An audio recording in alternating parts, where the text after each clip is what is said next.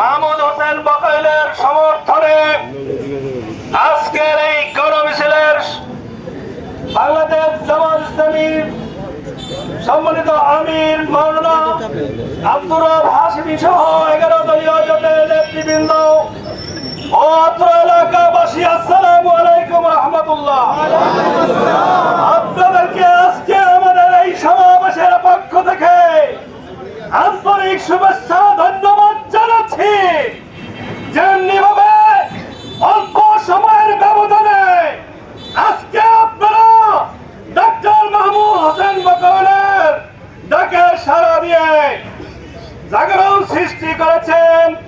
আগামী 12ই ফেব্রুয়ারি জাতীয় সংসদ নির্বাচন হতে যাচ্ছে। এই জাতীয় সংসদ নির্বাচনে 11 দলীয় জোটের প্রার্থী, দাঁড়িপাল্লা প্রতীকের প্রার্থী ডক্টর মাহমুদ হোসেন বকাইলকে বিজয় করবো ইনশাআল্লাহ। আমরা ধৈর্যের সাথে দীর্ঘ কয়েকটি বছর অপেক্ষায় ছিলাম। আজকে অনেকেই 15-16 বছর পর্যন্ত ভোট দিতে পারে নাই। অনেকের আবেগ উচ্ছ্বাস রয়েছে সেই ভোট দেওয়ার জন্য।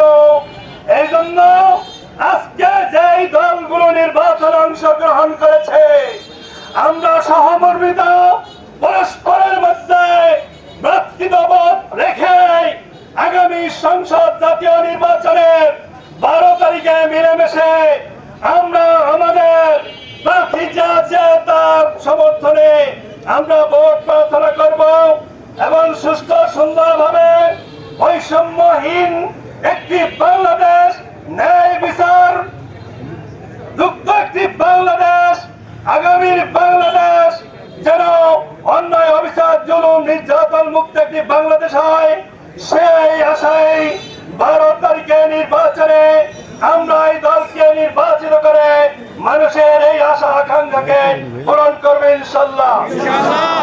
আমরা কারো বাদে পা দিয়ে নয়।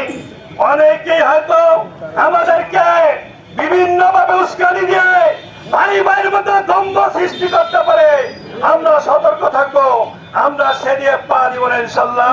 সকলকে ধন্যবাদ দিয়ে আগামী দিনের বাংলাদেশ জামাত ইসলামী নেতৃত্বে যে সরকার গঠন